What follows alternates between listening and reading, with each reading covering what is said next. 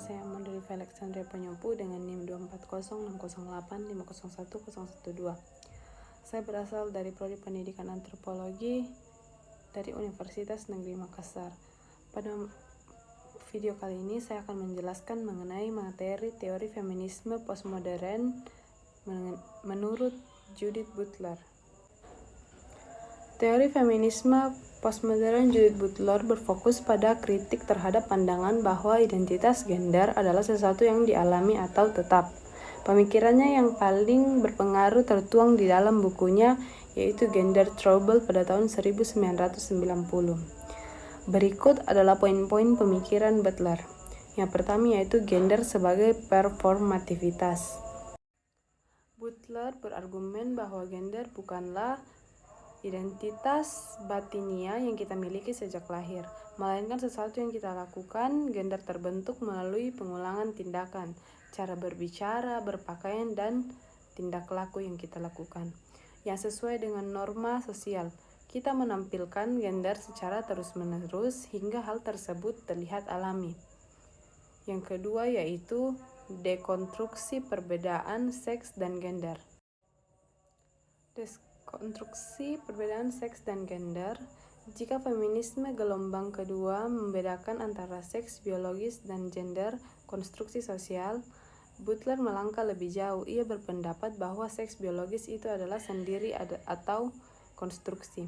Cara kita memahami tubuh laki-laki atau perempuan sudah dipengaruhi oleh kerangka budaya dan bahasa. Yang ketiga yaitu kritik terhadap esensialisme. Butler menolak ide bahwa ada hakikat perempuan yang beragam. Bagi ia, kategori perempuan tidak stabil karena pengalaman setiap individu berbeda-beda tergantung ras, kelas, dan latar belakang. Ia menganggap upaya mendefinisikan perempuan secara baku justru bisa menjadi bentuk penindasan baru. Baik, berikut yang keempat yaitu subversi atau resistensi.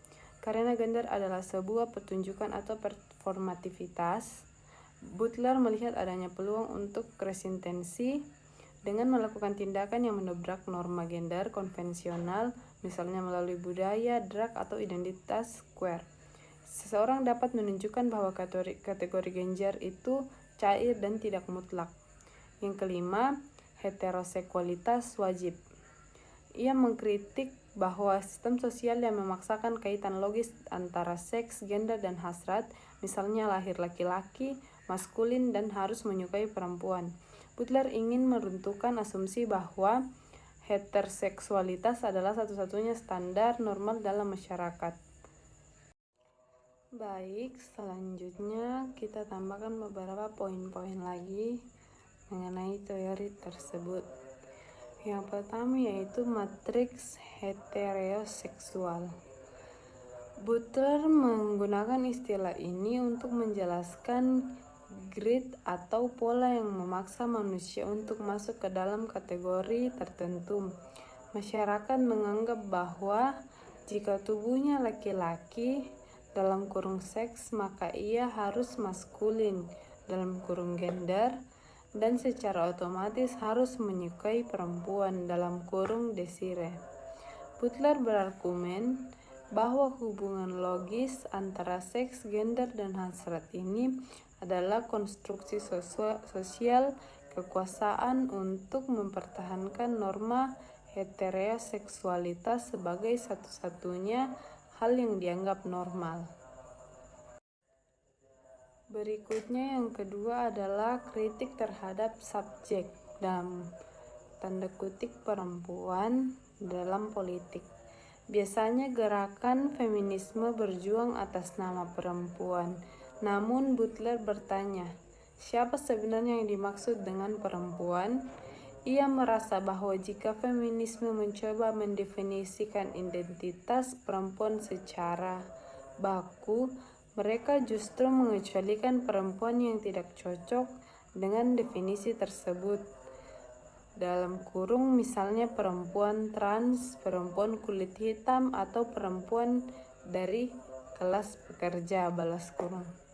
Bagi Butler, politik feminisme tidak butuh identitas yang tetap untuk bisa berjuang.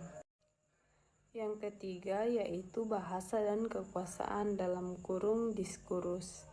Mengikuti pemikiran Michel Foucault, Butler percaya bahwa bahasa menciptakan kenyataan.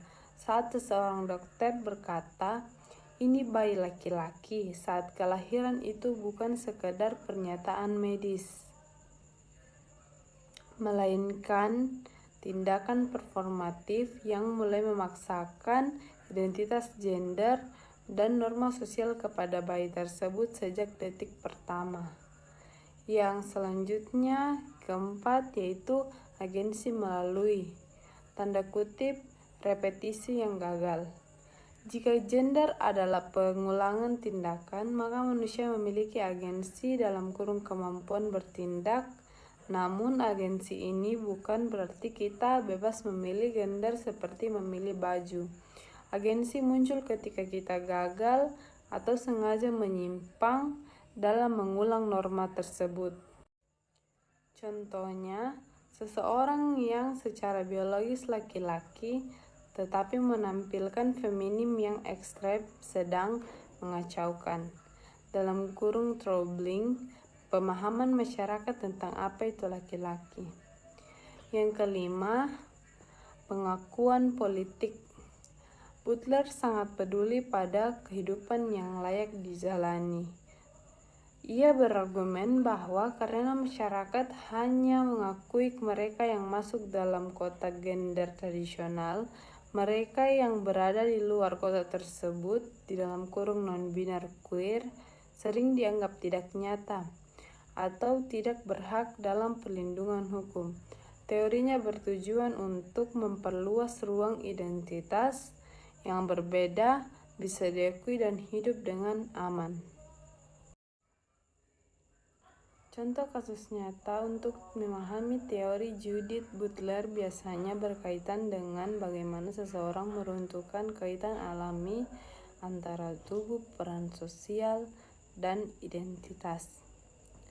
Berikut adalah 3 contoh kasus nyata yang mencerminkan teori performativitas dan dekonstruksi gender.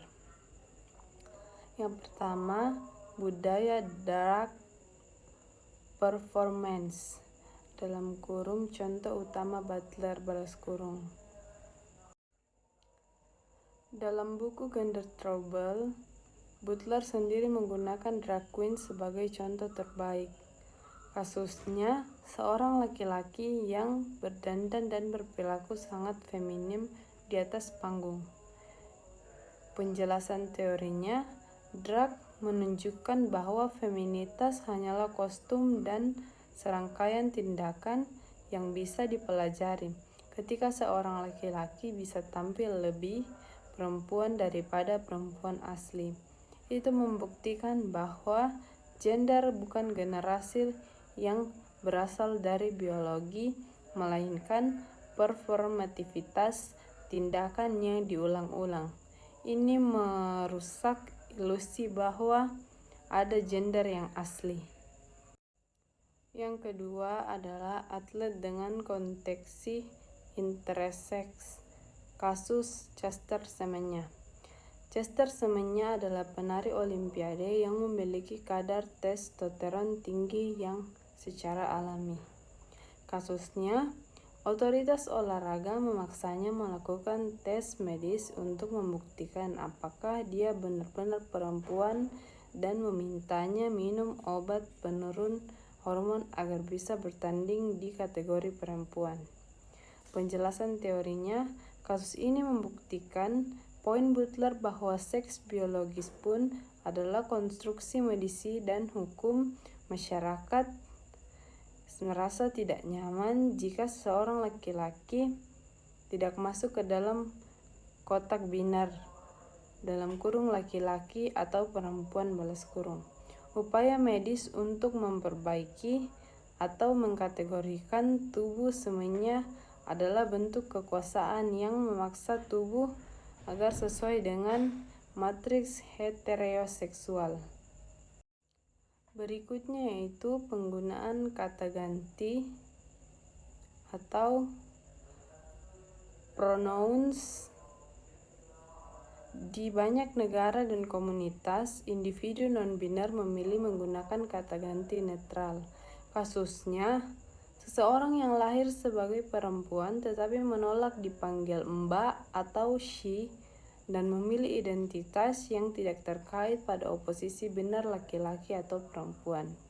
Penjelasan teorinya, ini adalah bentuk subversi bahasa dengan menolak label bahasa yang baku. Individu tersebut dengan mengecaukan troubling stabilitas kategori perempuan, ini menunjukkan bahwa identitas tidak harus tetap stabil dan bisa dinegosiasikan melalui diskursus bahasa sehari-hari. Yang terakhir yaitu pembagian peran domestik dalam rumah tangga. Kasusnya, seorang suami yang memilih menjadi bapak rumah tangga, mengasuh anak, memasak, sementara istri memilih untuk pergi mencari nafkah utama. Penjelasan teorinya, jika masyarakat masih menganggap hal ini aneh, itu karena adanya repetisi norma yang sangat kuat tentang apa itu maskulin dan feminim. Namun ketika pasangan ini secara konsisten melakukan peran tersebut, mereka sedang melakukan pengulangan yang menyimpang dari norma lama, yang lama-kelamaan menciptakan realitas gender baru di lingkungan mereka.